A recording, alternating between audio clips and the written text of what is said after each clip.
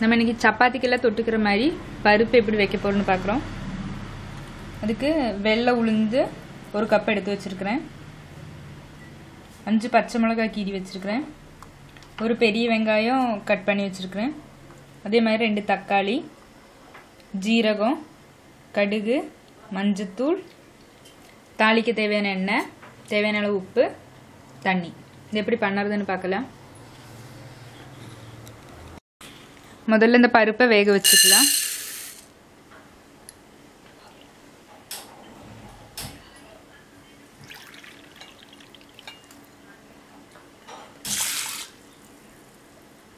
பருப்பு எடுத்த கப்லேயே 5 கப்பு தண்ணி வச்சிருக்கிறேன். இதை கொஞ்சம் மஞ்சத்தூள் சேர்த்து 2 விசில் வர மாதிரி வேக விட்டுடலாம்.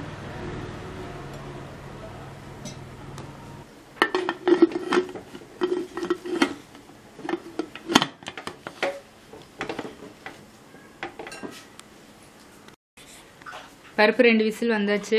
இது விசில் நிற்கட்டும். அதுக்கு முன்னாடி நம்ம அதை தாளிச்சுக்கலாம்.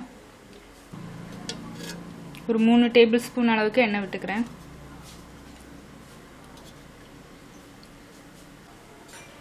கடுகு போட்டுக்கலாம்.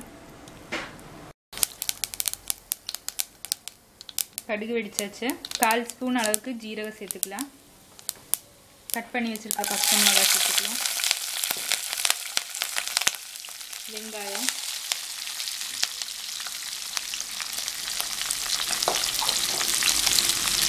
கொஞ்சமாக உப்பு இதெல்லாம் சேர்த்து நல்லா வதக்கிக்கலாம். முதல்ல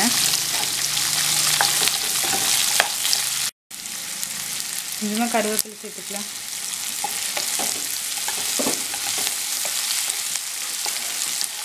வெங்காயம் கொஞ்ச நேரம் நல்லா வதங்கட்டும்.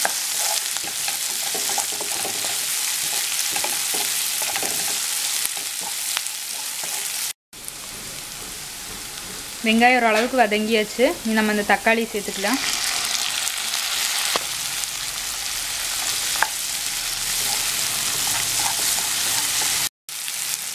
தக்காளி வெங்காயம் ஒரு அளவுக்கு வதங்கினா போதும். நம்ம அந்த பருப்பு விசில் நின்னாச்சு. அதை எடுத்து இதில் கொட்டிக்கலாம்.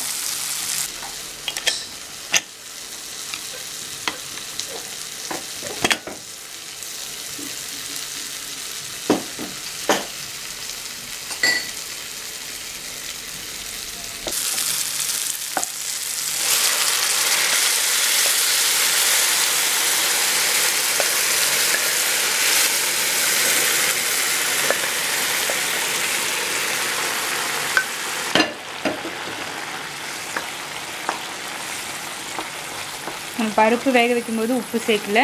இனி நம்ம உப்பு சேர்த்துக்கலாம்.